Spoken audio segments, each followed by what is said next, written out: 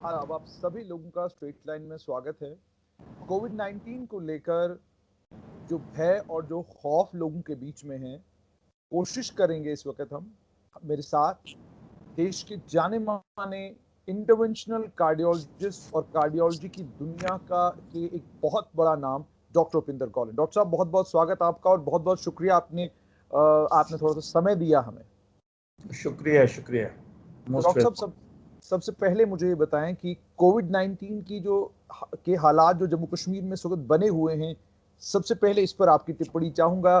कल 41 लोगों की मौत हुई थी और आज जो मेरे पास आंकड़ा है वो लगभग इस वक्त जब मैं आपसे बात कर रहा हूं तो वो 35 के करीब करीब है। अभी तक हम 35 कीमती जानें हमने खोई हैं। क्या कहेंगे इस पर?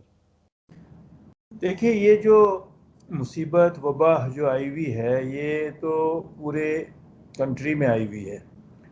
और ये जो है, मुझे लगता है कि हम लोग तैयार नहीं थे। हमें लगा था कि जनवरी फरवरी में केस कम हो गए तो रिलैक्स हो गए, हर तरीके से रिलैक्स हो गए, हर लेवल पर, एडमिनिस्ट्रेशन में भी, लोगों में भी, हर जगह। और अब ये जिस तरीके से आया है, whether it is the same or with some little mutation, it is highly infective। और आप देख रहे हैं कि हर एक फैमिली में किसी न किसी को या उसके करीबी जानकार को कोविड से कुछ न कुछ प्रॉब्लम तो आई है। लेकिन तब भी ये बताना चाहूँगा कि कोविड में जो है मोर्टेलिटी अभी भी जो है 1.5% से ज़्यादा नहीं है हमारे पूरे एरिया में। But the number of cases इतने बढ़ गए हैं, इतने बढ़ गए हैं कि वो 1.5% 2% करके भी ऊपर उभर के आते हैं। सबसे पहले तो मैं बताना चाहूँगा कि कोविड का जो इलाज है वो अभी तक पूरा स्टैंडर्डाइज नहीं हो पाया है। दवाइयाँ जो खाई जा रही हैं, फेबी फ्लू और एजिथ्रोमाइसिन और डॉक्सीसाइक्लिन वगैरह, they are all unproven. Scientifically पिछले साल एक बहुत बड़ी स्टडी हुई थी अमेरिका में, जिसको कि एक सॉलिडेरिटी स्टडी कहते हैं। उसी स्टडी के अंदर पता चला कि कई चीज़ों का कोई रोल नहीं है। उससे पहले आपको याद होगा कि क्विनीन, हाइड्रोक्लोरोक्विन जो है बहुत ही पॉपुलर हो गई थी, यहाँ से जी। कि इंडिया ने ट्रंप को दिया बड़े क्वांटिटी के अंदर। तो वो जो था, पता चला कि वो फजूल है, आज कोई भी नहीं देता उसको। जी।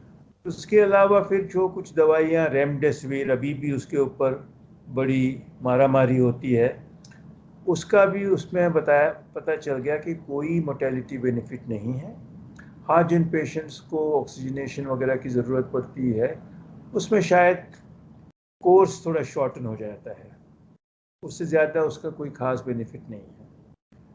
तो जो फिर उसमें पता चला कि majority of the patients just need isolation, plenty of fluids, nourishment, less panic, and not self-indulging in medication।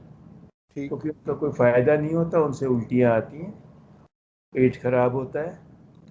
और जिनको असल में ज़रूरत होती है, वो पता चलता है ब्लड टेस्ट के ज़रिए कि इन्फ्लेमेटरी मार्कर्स कितने बढ़े हुए हैं।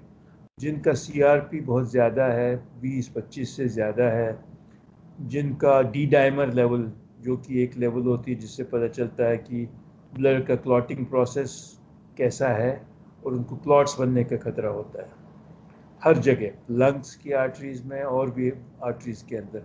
और इंटरल्यूकिन 6 एक बहुत इम्पॉर्टेंट मार्कर है इन्फ्लेमेशन का। जिनमें ये चीज़ें होती हैं, उनमें अगर कुछ काम करता है तो वो काम करता है स्टीरॉइड्स और ठीक। ब्लड। ठीक। लेकिन क्या हो गया है कि अब जिसको कोविड होता है वो स्टीरॉइड खाना शुरू कर देता है खुद ही। और डॉक्टरों को भी मुझे लगता है सबको पूरा जानकारी नहीं है, तो वो भी दे देते हैं कम डोज में खाओ जी। कम डोज में स्टीरॉइड्स या किसी भी डोज में स्टीरॉइड ऐसे मरीज को जिसको की ज़रूरत ही नहीं है, वो फ्लेयर अप कर सकता है process. Because steroid is like an asbestos, आग के ऊपर रखते हैं तो आग जो है ना इधर उधर वहीं पे रहती है, बुझती नहीं है। तो ठीक। वो उसका कोई इलाज नहीं है। हाँ, इससे लाइफ सेविंग ड्रग जिनको कि कोविड निमोनिया है, और सीटी चेस्ट जो फैसिलिटी कई जगह है, कई जगह थोड़ी मुश्किल है, लेकिन सिक पेशेंट्स के अंदर जहाँ की मार्कर्स ज़्यादा है, जहाँ की सैचुरेशन कम हो रही है, तो सैचुरेशन नापना एक बहुत ही इम्पॉर्टेंट चीज़ है, जो कि आजकल घर घर में फिंगर ऑक्सीमीटर हैं। जिसकी सैचुरेशन ठीक ठाक है उसको बहुत पैनिक की ज़रूरत नहीं है, जस्ट वॉच रखें। और जिसकी कम होनी शुरू हो रही है, लगातार 96 थी, 94 हो रही है, 92 हो रही है, वो देख रहे हैं, तो these are the people who should be careful. और जो 90 से कम हो रही है, तो पता है कि ये जो है लोग, इनको अच्छे इलाज की ज़रूरत है, पूरे डायग्नोसिस की ज़रूरत है। इनमें से कईयों को स्टीरॉयड्स और एंटीकोएगुलेंट्स की ज़रूरत पड़ेगी, ऑक्सीजन की ज़रूरत पड़ेगी, और उनको हॉस्पिटलाइज करने की ज़रूरत पड़ेगी। तो इसलिए पैनिक करने के बजाय हमें अटेंशन जो है ऐसे लोगों पर देनी है जिनको की ज़रूरत है।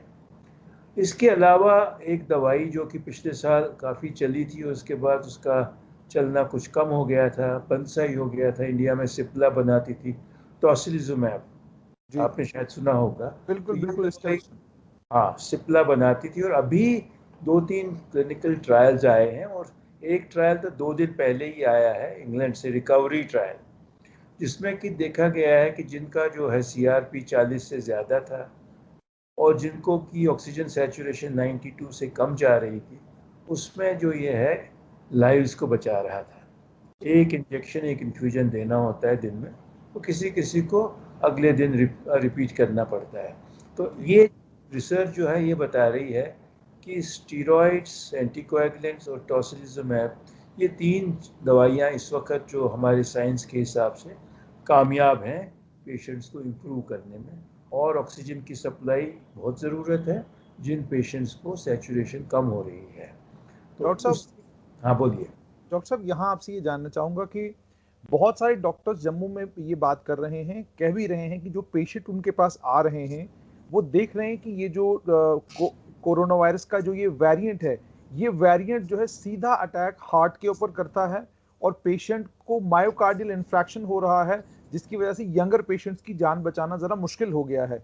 इज इट अ फैक्ट और is it a made up cooked up story कि जनाब ये सीधा हार्ट पे अटैक कर रहा है? क्योंकि हम अभी तक तो यही देख रहे हैं कि इसका प्राइमरी टारगेट लंग्स है और उसके बाद फिर बाकी जाहिर सी बात है बाकी एड ऑन कॉम्प्लिकेशंस हैं। ये नई नई इन्फॉर्मेशन तो आ रही है, हमें पता है कि ये, जैसे पहले तो लगता था कि एक ड्रॉपलेट इन्फेक्शन है, जो कि एक आदमी से दूसरे आदमी थ्रू द ड्रॉपलेट्स जाता है, थ्रू द रेस्पिरेटरी ट्रैक जाता है। लेकिन ये भी पता चल गया था कि ये सिर्फ रेस्पिरेटरी ट्रैक तक ही सीमित नहीं रहता, ये पूरी बॉडी के डिफरेंट ऑर्गन्स में प्रॉब्लम लाता है। कुछ लोगों को स्ट्रोक लाता है क्योंकि आर्टरीज में भी इन्फ्लेमेशन हो सकती है, कुछ लोगों को हार्ट अटैक लाता है, लेकिन प्रिडोमिनेंटली जो है वो है तो लंग इन्फेक्शन, जो which can spread, because lungs और हार्ट में आपस में बहुत ही इंटीमेट रिलेशनशिप है। जो हार्ट होता है वो लंग से सराउंडेड होता है, अगर आप एनाटमी ज़रा से भी देखें, जी तो लंग बिल्कुल। से डायरेक्ट भी कॉन्टैक्ट हो सकता है because it is close to it, and also through blood, and COVID also increases the coagulability of blood. So clot बनने की जो है चांस ज़्यादा होता है, वो क्लॉट तो कहीं भी बन सकता है, जिसकी पहले ही थोड़ी बहुत आर्टरीज ख़राब है उसमें जल्दी क्लॉट बन सकता है। सो बात वहीं पे आ गई कि इसका जो बेसिकली है इलाज, जिन मरीज़ों को ज़रूरत है, जिनमें कि इन्फ्लेमेटरी मार्कर ज़्यादा है, तो हमें चाहिए कि ये जो ब्लड टेस्ट की फैसिलिटी है उसको थोड़ा बढ़ाया जाए और उनका यूज़ ज़्यादा किया जाए, बनिस्बत कि एम्पेरिकली हर एक को क्लॉट वो देना शुरू कर दें, स्टीरॉयड दें। कोई तो इतने ज़्यादा डोज दे रहे हैं स्टीरॉयड के। ये भी पता है हमें कि जो डायबिटिक्स होते हैं उनमें कोविड की मोर्टेलिटी ज़्यादा होती है। अब डायबिटिक्स को अगर आप फजूल में स्टीरॉयड्स देना शुरू कर दें, उनका तो ब्लड शुगर जिनका 150 200 था, 400 500 600 हो जाता है, तो वहाँ से कॉम्प्लिकेशन होगी। स्टीरॉयड से ब्लड प्रेशर बढ़ता है, जिनका कि ब्लड प्रेशर अच्छा सा कंट्रोल था, वो स्टीरॉयड्स लेके वो ऊपर पहुँच जाता है, 170 180 पड़ जाता है। तो ये जो चीज़ें हैं, these are double edge swords to be used only when they are essential, when they are required. So I think what is required is to have continuing medical education programs for the doctors in general, not only specialists, because सब लोगों के पास patient इतना फैल गया है कि इतनी किसी को फुर्सत नहीं किसी पल्मोनोलॉजिस्ट के पास जाए, और आगे वक्त में ये भी लग रहा है कि डॉक्टरों की और हेल्थ केयर वर्कर्स की कमी होने वाली है, दो वजह से। एक तो number of patients, the number of beds in the hospitals are falling short, and number three, the doctors and healthcare workers are themselves falling victim to this. You must have heard, kitne doctors ko hua problem I, unfortunately we lost some of them. So one has to go on imparting this knowledge to younger medical students जो आजकल final year कर रहे हैं, जो interns हैं, उनको सबको इस दौरान में एकजुट होके पढ़ाना है, बताना है। और उसमें मुझे लगता है मीडिया का भी काफ़ी रोल है। और डॉक्टर कुछ साहब एक चीज ऐसे आपसे और जानना, एक डॉक्टर साहब, जम्मू में देखने को ये मिल रहा है, कश्मीर और जम्मू का जब हम कंपैरेटिव एनालिसिस करते हैं तो कश्मीर में number of Covid positive cases बहुत ज्यादा हैं। मतलब कल की ये अगर मैं बात करूं तो 2000 केसेस जब कश्मीर में आए, जम्मू में कुल 1000 केसेस हैं। लेकिन मोर्टेलिटी इस बार जो हम देख रहे हैं वो जम्मू में हायर साइड पर है, कश्मीर में लोअर साइड पर है। जबकि जम्मू में इस समय, और पिछले बार था कि भाई ऑक्सीजन की कमी है, इस बार ऑक्सीजन भी भारी मात्रा में मौजूद है। उसके बाद कहा गया लास्ट टाइम कि जी मेडिसिन नहीं है, अब मेडिसिन भी है। और अब जब तमाम चीजें हो जाती हैं तो फिर इल्जाम आ जाते हैं रेमडेसिविर नहीं था इसलिए पेशेंट को हम बचा नहीं सके। तो वो जो डॉक्टर्स इस समय गवर्नमेंट मेडिकल कॉलेज जम्मू में और बाकी जितने भी जम्मू कश्मीर के हॉस्पिटल्स में कोविड पॉजिटिव पेशेंट्स को देख रहे हैं, जिनसे ये पेशेंट नहीं बच रहे, आपकी एडवाइस उन सबके लिए क्या होगी? और आप इसको कैसे देखते हैं कि ये जो मौत का आंकड़ा अचानक जम्मू में दुगना तिगना जो है वो हो गया है? एक तो वायरस की आइसोलेशन और उसके ऊपर कुछ स्टडीज़ वगैरह एक दो अच्छी लैब के अंदर साइंटिफिकली करनी चाहिए कि क्यों हो रहा है, कि is it A different infectivity virus, which it is unlikely to be because it is the same virus which is changing its mode of infection. And as is very well known, these viruses and these bacteria also start becoming resistant जब आप indiscriminate usage of things which are not required you do। वो कुछ भी हो, आपको खांसी की infection हो और आप सबसे पहले लीवोफ्लॉक्सिसिन खानी शुरू कर दें, या सबसे पहले एक सबसे जो आपके पास अहम हथियार है वही यूज़ कर ले, फिर आपके पास कुछ बचा ही नहीं। मुझे ये भी लग रहा है कि यही हो रहा है कि अर्ली स्टेजेस के अंदर हाई डोज ऑफ स्टीरॉइड्स का यूज़ करना, जिससे कि इन्फेक्शन फ्लेयर अप हो सकता है। Steroid is only meant when there is established pneumonia with as I told you about the markers, and also अगर सीटी कर रहे हो तो जो उसका स्कोर है। सिवियरिटी कितनी होनी चाहिए इसमें सर? सिवियरिटी कितनी होनी चाहिए जिस पर आप कहते हैं कि स्टीरॉइड देना बनता है? जबकि जैसे अगर सीटी में सिवियरिटी होती है ऑन ए स्केल ऑफ 25, जब सिवियरिटी जो है कोई 9-10 के ऊपर जाना शुरू करती है, 8-9 के ऊपर जाना शुरू करती है, दो ज़्यादा पेशेंट। अब मैं देखता हूँ कि 2-3 ऑन ए स्केल ऑफ 25, चलो यार स्टीरॉइड शुरू कर दो। और इतना वो अखबारों में या कहाँ कहाँ से खबर आ गई कि मीडिया पर, सोशल नेटवर्क्स के ऊपर खुद ही खा लेते हैं। केमिस्टों के पास स्टीरॉइड्स की गोलियां ख़त्म हो रही हैं। ये क्या हो रहा है ना? This is what is happening. So one has to be educated and one has to tell them what are the cases who are high risk and what are the cases who can be easily managed at home. अब सिफारिश लगा के mild disease वाले patient भी भर्ती हो जाते हैं, उसको फ़ोन किया हॉस्पिटल के, उसको इससे फ़ोन करा दिया और ले लिया। तो उससे फिर यही होता है कि जिनको असल में ज़रूरत है, जैसे आप कह रहे हैं कि मोर्टेलिटी बढ़ती जा रही है, तो जिनको ज़रूरत है उनको अंदर नहीं कर लो, और जिनको नहीं ज़रूरत है उनसे भर गए बेड। बेड तो लिमिटेड है ना, हर जगह बेड लिमिटेड है, कितने भी आप बेड बना लो वो लिमिटेड रहेंगे। तो we have to judiciously use this beds and also judiciously use this newer agents and try and get stock these medicines in those places. It looks very odd, मरीज के रिश्तेदार को कागज पर लिख के दे दिया, जा भाई तो रेमडेसिविर ले। वो कहाँ से लाएगा? वो लाता है नकली रेमडेसिविर लाता है, वो पता नहीं क्या लेके आता है। और this is not the way. अगर आप अस्पताल नहीं प्रोवाइड कर सक रहा, अस्पताल का सोर्स खत्म हो गया लाने का, तो वो बेचारा कहाँ से लेके आएगा? तो आई थिंक ये सब चीज़ें जो है ना, एडमिनिस्ट्रेशन को बैठ के ये तय करनी है रिस्पॉन्सिबली। ठीक। कश्मीर में क्यों इतने नंबर्स बढ़ गए वहाँ पे? क्योंकि टूरिस्ट बहुत जा रहे थे। और फिर मैंने देखा कि वहाँ पे जो है, मैं भी कल ही वापस आया वहाँ से, वहाँ पे जो है बहुत ही ज़्यादा लेबर क्लास के लोग जाए जा रहे हैं, ट्रकों में जा रहे हैं, कोई मास्क नहीं पहन रहा, कुछ नहीं कर रहा, और जा रहे हैं। और वो जा रहे हैं, घर बन रहे हैं, काम हो रहा है, तो अंदर तो साहब बैठे हुए हैं मास्क लगा के, लेकिन ये तो पूरा काम कर रहे हैं, दरवाजे खोल रहे हैं, बना रहे हैं, वो कारपेंटर्स हैं, मेसन्स हैं। तो this is the reason the number of cases is going on increasing. अब इसीलिए जो है लॉकडाउन का क्या रोल है? लॉकडाउन का तो रोल यही है ना, किसी तरीके से चेन को ब्रेक किया जाए। ठीक। जब तक चेन को तोड़ा ना जाए, ये फैलता है, इसे रिपलिंग इफेक्ट, ये बढ़ता जाएगा। दवाइयाँ ठीक है, होनी चाहिए, but that is not the ultimate solution. अगर इतना बढ़ जाए, so you have to break the chain, you have to not go out of place, अपने घर में बैठना है। और आजकल ये जो है मजदूरी के काम और घर की इम्प्रूवमेंट के काम वगैरह को रोक देना चाहिए। डॉक्टर साहब, जैसे आपने कहा कि ये तमाम काम रोकने चाहिए, आपसे ये भी समझना चाहूंगा कि डॉक्टर्स को क्या एडवाइस करेंगे? जम्मू में आप बहुत कम नंबर में हमारे पास डॉक्टर्स हैं, गवर्नमेंट मेडिकल कॉलेज में भी हैं, श्रीनगर में भी यही हाल है। मेहनत डॉक्टर्स बहुत बहुत जबरदस्त पेशेंट्स के ऊपर कर रहे हैं, मगर आपकी एडवाइस क्या रहेगी? What should be the line of action? क्या करना चाहिए जब आपके पास कोविड पॉजिटिव पेशेंट आता है और वो सेचुरेशन ड्रॉप करके आया है, 80 है, 85 सेचुरेशन है, इस पर आ रहा है? नंबर एक। नंबर दो, डॉक्टर साहब उन लोगों को क्या एडवाइस करेंगे कि आप पेशेंट को, लगभग 200 के करीब करीब ऐसे पेशेंट हैं जो मेरी नॉलेज में हैं जम्मू में, जो होम आइसोलेशन में हैं, सेचुरेशन ड्रॉप कर गई है, 80s के 82 84 है, घर पे ऑक्सीजन सिलेंडर लगाएंगे लेकिन पेशेंट को हॉस्पिटल लाने के लिए तैयार नहीं है। डॉक्टर्स के लिए क्या एडवाइस है और इन तमाम लोगों के लिए आपकी क्या एडवाइस है?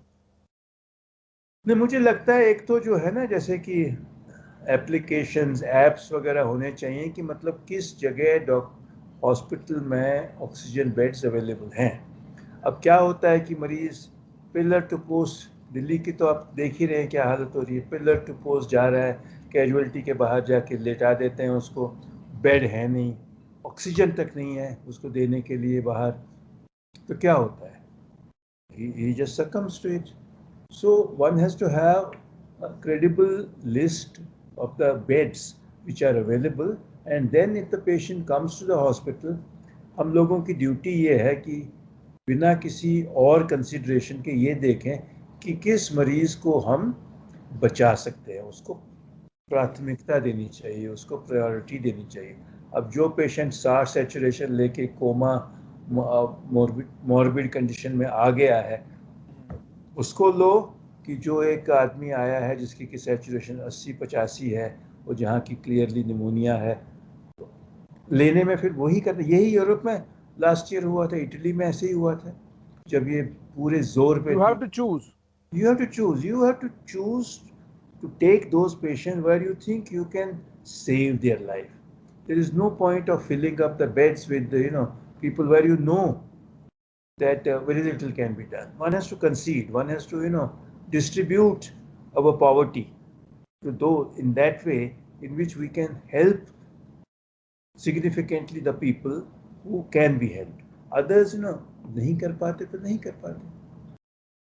अच्छा डॉक्टर साहब, बिल्कुल आखिर में अब आपसे ये जानना चाहूंगा कि हार्ट पेशेंट्स जो हैं, उनके अंदर भी अलग अलग तरह की धारणाएं हैं कि वैक्सीनेशन के लिए अगर जाना है तो फलाना ब्लड का टेस्ट कराना है, अगर हमारा ब्लड का टेस्ट वो ठीक आता है तो ही वैक्सीनेशन करानी है।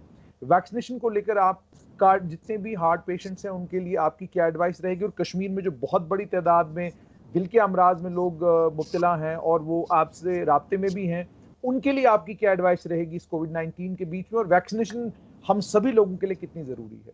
देखिए, vaccination is the only solution of preventing severe Covid.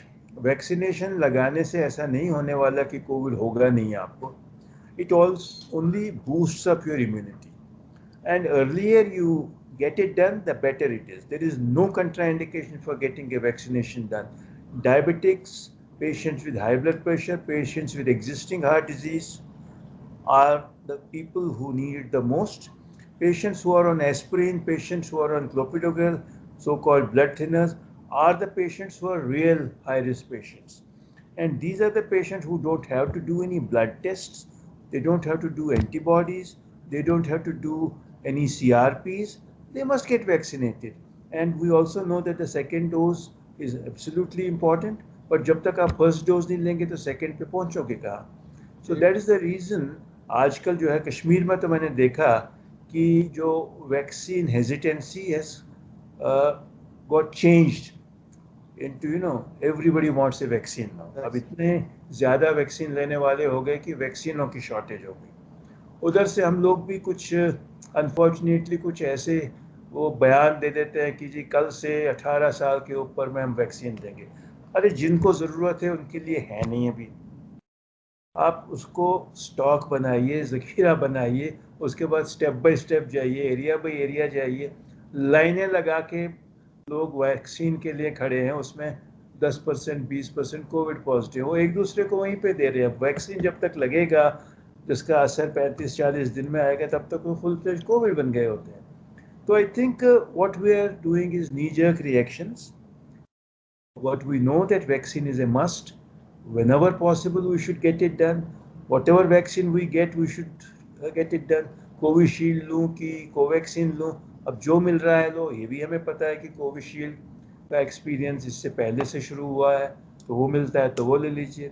But अगर कोवैक्सीन मिल रहा है तो वो ले लीजिए। और ये भी ज़रूरी है कि एक ही वैक्सीन का दूसरा डोज होना चाहिए। कोविशील्ड वाला कोवैक्सीन ना ले और कोवैक्सीन वाला कोविशील्ड ना ले। अब शायद हमारे पास स्पुतनिक आने वाला है, कहते हैं हैदराबाद तक या डॉक्टर रेड्डी लैब तक पहुंच गया है, वो भी शायद कुछ हफ्तों में शायद आ जाए, तो वो है तो वो लीजिए। अब ये भी कुछ अभी पता नहीं कि 2 डोज काफ़ी हैं। हो सकता है कि जैसे अमेरिका में तो करीब करीब क्लियर हो गया कि फाइज़र वैक्सीन जो है, क्योंकि बहुत कामयाब रहा, जो कि उन्होंने करीब करीब पूरी पॉपुलेशन को भी लगा दिया, शायद तीसरे डोज की ज़रूरत पड़ेगी टू बूस्ट इट।